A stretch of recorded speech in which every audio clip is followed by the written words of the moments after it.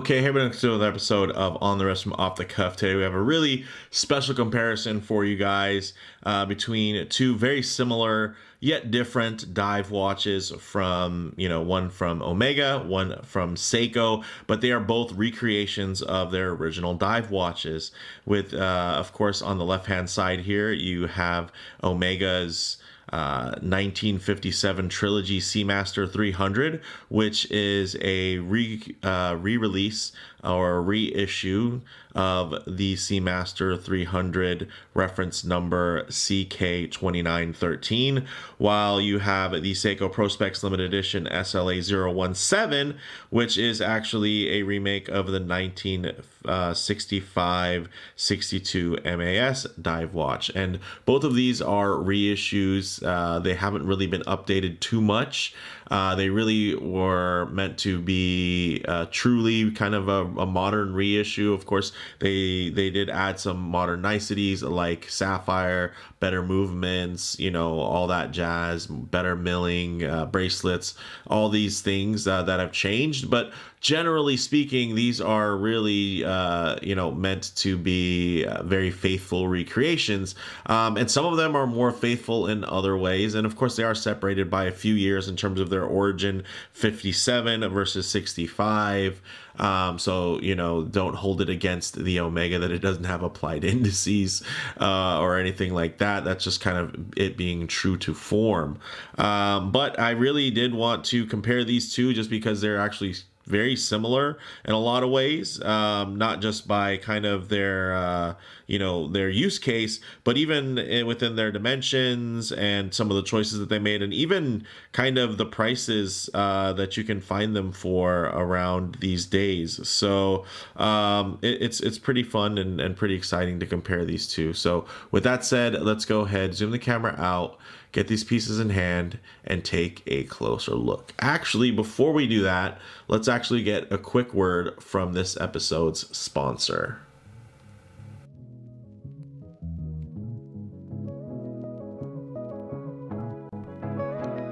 They say you don't just buy the product, you buy the seller too. Well, here's a seller I can absolutely recommend. Belmont Watches in San Diego. They deal in both new and pre-owned, from industry mainstays to niche independents, across vintage and modern references. I've personally purchased watches from them and even had watches serviced and repaired through their local network. Whether you're just browsing current inventory or searching for a special reference, reach out and connect. You never know, they might be able to source the exact model you've been looking for. They drop new models every Thursday and even offer free 2-day shipping on all orders. Check out this amazing one-owner find. A true piece of history, equipped with genuine one-off memorabilia, personal to the Royal Canadian Air Force pilot who wore it proudly for so many years. You just can't find packages like this via standard retail. It takes real-world industry experience to create an offering like this. And if you're ever local, visiting downtown San Diego, you can check out their selection in person or just stop by and talk shop with some fellow enthusiasts who also happen to be some of the most down-to-earth and knowledgeable guys in the industry. So before your next big purchase, make sure to check out Belmont Watches and tell them Mark sent you. Thanks, guys.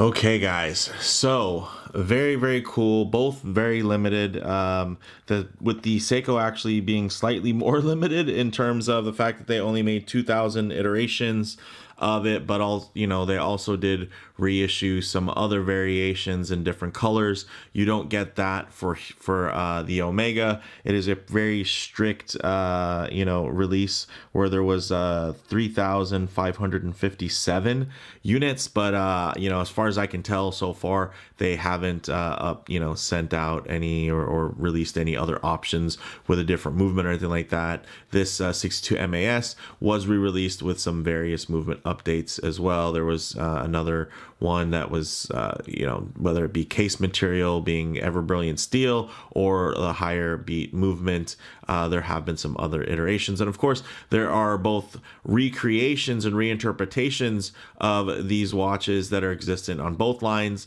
but they are in different parts of the spectrum, whereas the recreation generally of this is going to be on the more affordable side, where the recreation of this is going to be on, of course, the more luxury side. You can actually get this one $6,200 pre-owned from Belmont Watches. This one is not for sale. It is my personal watch that I got as a gift for my 40th birthday. Thank you to the missus for helping me be able to secure such a kind of legendary piece for my collection. And you can see here that generally they do have a similar scale to them, right? We have a 38 millimeter case that's about 38.8 at the bezel, and then here we have a 39 millimeter case. We have 14.2 millimeters thick. We have 14.2 millimeters thick, so very similar from that perspective. Lug to lug 48 millimeters versus lug to lug of 47.6. So again, a lot of similarities there. And if I can get the camera to focus, there we go. Let's just jump out there. At retail, these were not meant to compete, but because of their collectability, this Seiko has, sold for quite expensive. I was fortunate that I secured a really great, model in terms of how well it's worn, and I should say unworn condition.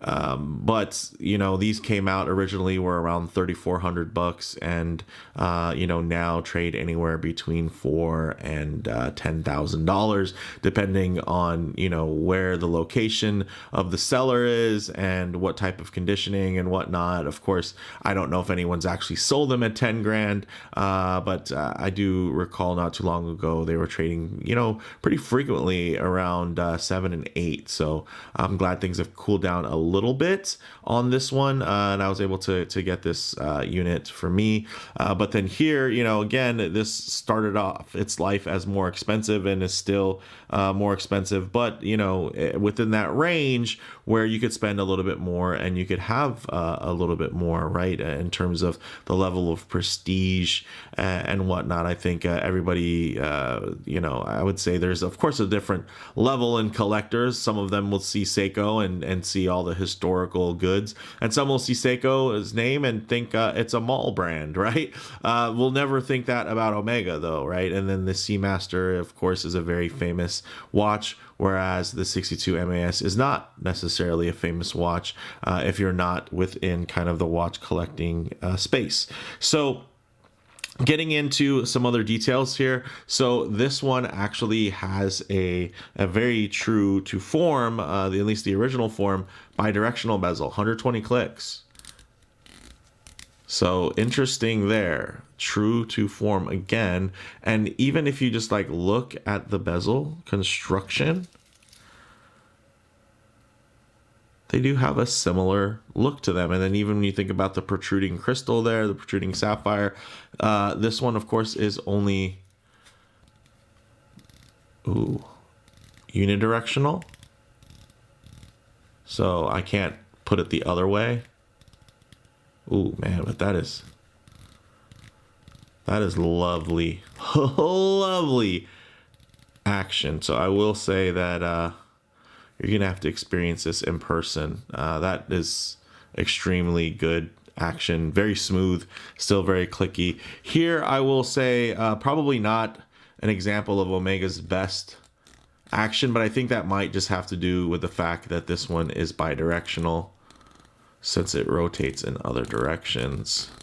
Also, you can see the dial is a matte black dial, and the anti-reflective coating that it has isn't the strongest. You can see a very clear reflection of the camera lens and then what's behind it, whereas if you look at it here, right, I'd say not quite as clear. It might just be that the dial covers it up better, but I will say Seiko's anti-reflective coating, when they use it, is actually very good. One, because it's clear, it doesn't have a lot of hints of other colors, but it actually, to me at least, it does a really good job there. So very, very cool. And yeah, that's where they are pretty similar. And then they're even which is normally not this way, but this Seiko has a 4 hertz movement and a 50-hour power reserve, whereas here you're going to get a 3.5 hertz movement and a 55-hour power reserve. So slightly more power reserve on the Omega, but also slightly lower beat rate. And that is actually common for Omega. They don't really have a lot of watches that are 4 hertz anymore. So basically, instead of having 8 ticks per second, they're ticking 7 times per second, versus here the traditional 8 ticks per second. Although most Seikos, of course, would be 3 hertz watches. In this case, the Seiko is going to have the smoother beat rate. Although, of course, this is going to be METAS certified in terms of its timekeeping. So you're going to have, 0 to +6 seconds a day, and that is guaranteed. An anti-magnetic up to 15,000 Gauss, versus here anti-magnetic more like 4,800, kind of their typical standard. And then the only thing that's kind of guaranteed is a general accuracy of -10 to +15 seconds per day. Although this is running much better than that. It's running at less than +1 second per day. It's just one of those things. It's not guaranteed. You get lucky, but you can also get unlucky. You could buy one of these and it could be -10 seconds a day, and you could probably be pretty upset about that considering what you paid. Although I haven't met anybody that had that yet. The good news is this can easily be adjusted. The 8L movement, especially since it has a traditional case back versus let's say a Marine Master 300, where everything is going to be front loaded, and you kind of have to know how to disassemble that to actually be able to get to the movement. And then, of course, the Omega is going to be good to go pretty regardless.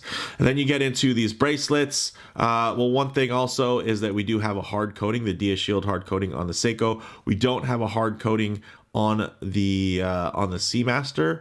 But they're not really known for hard coatings, and you can see that the bracelet in terms of the construction is nicer. Right here, it's a true 3-link. You look behind it, there's 3 separate pieces. Here, there's 2. So basically, it's a singular center link and then a Y that kind of comes across that fits into that. So you're still going to get separation of 3 links, but really the outer link is just the outer links on either side are actually connected through the center. So a little bit, in terms of design or cost saving, whatever you want to call it, not quite as nice. And then of course, it's really up to your preference if you enjoy high polished versus all brushed. I'm more all brushed, but this is a really nice execution. Also, you're getting this milled clasp. Of course, they're both milled. Although this has a stamped diver's extension, whereas here you're not going to have a diver's extension, but you will have toolless micro adjust, where you just push the button and essentially you can get that out or push it in. So you can see there. Although I will say, not the greatest design in terms of when you have it all the way extended. That's not the tidiest look, but for most folks, they'll probably just always keep it in anyway. And because of how short these links are, they're essentially half links already. But here, more traditional setup where you're going to have just a couple of holes here, of course, pierced, and then you just choose which fits you best. I like to pretty much fit it as, with as many links as I can and then tight so that I can loosen it if I need to, with just a little spring bar tool or something like that. But we do have milled triggers here, which is something that you won't see on, let's say, the lesser SPB, recreation of the 62 MAS watch. So this isn't, the exact same, just costing a lot more. It actually is quite different and a lot better, a lot nicer by comparison. So These two watches, again, just a lot of fun, kind of just seeing them side by side, seeing what's similar, what's different. You know, you're still getting sapphire. You're getting, you know, neither of these are going to offer ceramic, but you're going to get aluminum here versus like a lacquered steel on the Seiko. The indices here you can see on this model. Seiko doesn't do this very often anymore, but these are actually loom filled versus loom on top of the punched through rear. I haven't seen this dial, you know, from the backside, so I can't tell you if these are punched through and raised or if they are applied. I know that they're listed as applied on a lot of places, and by the execution, when I get as close as I can to it, I tend to agree. I think they are applied. Here, you're going to have these actually are slightly inset and then filled with loom. So not quite a sandwich dial like you'll find with some of the more modern reinterpretations, as this is more, again, more of a true reissue. So with that said, let's actually get these pieces on wrist and compare how they wear. Okay, guys, as you can see on my 7.5-inch wrist, 39mm diver looks gorgeous. Also, about 39mm diver looks gorgeous. This one isn't fitted to my wrist. It actually has all of the links inside of it, so it fits on. But you know, I'm not going to be rolling it around too much. But you can see they both look great, and they both do call attention to your eye as quite iconic and vintage inspired pieces. Man, and the height doesn't bother me on either of these. They drape really well. They do have some nice, decent contouring, but again, these are from a bygone era, you know, before all these tricks were learned in terms of, you know, different types of case profiling to really take advantage of ergonomics. So these are definitely simpler pieces, but executed to a very, very high level. Also, in terms of packaging, probably to note, of course, they both actually do have 19mm lugs. Interesting, probably infuriating for some, but they do come with multiple options. So this comes with a silicone strap in that old school Seiko style, in a very kind of pedestrian box, nicer than normal, but nothing crazy. Whereas this Omega, in typical Omega fashion, will come inside a really, really fancy box and a roll with multiple strap options, all very, very high end. So you're going to be getting a lot of bang per buck from that perspective. So those of you that might be upset now knowing that, you know, Omega has detuned and slowed down, you know, their beat rate on all their watches, you know, rejoice, because they make up for it in other ways. And hopefully some of those ways add value, you know, in terms of what you like and what you look for. But yeah, these things just, they are pretty awesome. And I mean, think about what's missing from this group, right? What, like the Blanc Pawn, the original 50 Fathoms, they have made pretty true kind of reissues within that space. Or, you know, Rolex hasn't done that. They haven't really reissued. They've used Tudor to make more of a reimagining. But even with this most recent smaller Black Bay, I think the Black Bay 54, it's smaller. It's like a 37mm, and it has a smaller crown and you know, and all that to it. Still, it's not as much of a true recreation, or I should say a reissue, as these models are meant to be. You know, those ones are definitely a little bit more hunting the demographic versus, hey, the people who want these will want these. They're going to put them out and then, you know, put them out limited and not really, you know, worry about the market for them. More so, you know, these were really love letters, you know, to very niche enthusiasts versus being something that's meant to be on everybody's wrist and be very, very mainstream, like you would see from Tudor or, you know, Rolex to a certain extent, right? So with that said, we can get these off wrist, set up for some loom shots, low light transition, and closing thought. Okay, let's go ahead and hit the lights here. Yes. So, you know, these being dive watches, they're going to both have very nice loom. And as some of you might have expected, With the thicker application of Seiko's LumaBrite, it's going to be brighter and probably have more longevity just because there's more lume there, let alone the fact that, everybody seems to just love Seiko's lume in general in terms of even when it's thinly applied, it seems to work really, really well. But one thing, of course, I like to work in here is a bit of low light transition, because you're not always going to be out in the middle of a field enjoying direct sunlight. A lot of times you're going to find yourself coming in and out of buildings, walking underneath overhangs, or maybe just hanging out underneath the shade of a tree. So it's nice to see what these colors, textures, and finishes render like in less than optimal lighting. To maybe even include some harsh lighting that could typically expose any type of production defects here. You're just going to probably notice a couple of fingerprints, some smudging on some polish, but nothing crazy because both of these are really executed to quite a high level. Even the Seiko, honestly, there's a reason why I ended up with this watch on my 40th and not a Grand Seiko diver. It's just because, honestly, I felt this was more desirable. It's sure it doesn't have as many tricks or anything like that, but it's just one of those things where the form factor, the design, the emotional connection, right, is there. And I love Grand Seiko, don't get me wrong. I have a couple of them, and there's just something about this piece that just makes it feel very definitive and trailblazing, and just it has an importance to it, historically for the brand, and that makes it important to me as well. And the same goes for this Seamaster. As many Seamasters as there are many Seamasters. This one is the one, right? It's like the first really that modern diver layout with the rotating bezel, and it really helped set the tone and set the pace for so much of what would come after the fact. So really just wow, that lume is just potent, guys.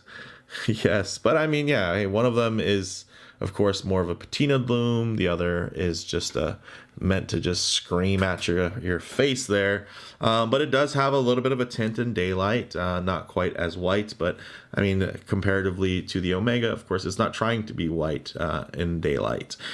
Something that probably some of you have noticed that it already makes that whether a deal breaker or whatever for you is that the Omega is a no date. Yes, not everybody likes a date, but if you're gonna have a date at 3 o'clock, beautifully framed like that, I can't really argue, because you got the crown there. It just makes sense to me. You're both getting signed crowns, all those niceties, all those goodies. The bracelet, like I mentioned, that was going to be, I'd say objectively finished to a higher level and higher spec. It also does have screw pins versus the pin and collar setup on the Seiko, and I don't mind pin and collars. I set them up all the time. I do like the kind of set it and forget it nature of them, and the worst case scenario is you lose a collar or something like that, but it's not going to destroy a link versus if you do cross thread one of your links, then you kind of have to replace the link. Well, I will say that Omega is normally pretty smart. What they'll do is they'll do too many screws on the ends, and then they'll do a pin inside. So in terms of strength, and everybody's just like, oh, pin and collar, is just so you know, the Omegas are still held together by pins. They're just capped by screws that can be backed out, right, if you don't actually use Loctite on them. So that is one of those things, up to preference. I do enjoy a good screw link. That came out terribly, but it's one of those things where as long as it's well executed and it feels solid, I'm not too concerned with the execution as long as what is there is good. So that's that, and you guys have stuck around for a long time in this video, but you know what, as I sit here looking at these two, I just want to take more time looking at these two. So thank you to Belmont Watches for lending in, of course, this gorgeous Omega for me to kind of compare to my own personal 62 MAS recreate or reissue there. So yeah, let me know what you guys think in the comments below. Which would you have? Which would you choose? I know that these aren't just normal watches that normal folks will buy. You really have to be an enthusiast to appreciate them and think they're even worth the price. These aren't high complication watches. They're tool watches finished to a very high level. But at the end of the day, I think you just got to wear what brings you joy. So with that said, let me know what you guys think in the comments below. If you like the video, please do a like. And if you haven't already, please subscribe for more content just like this. Thanks, guys.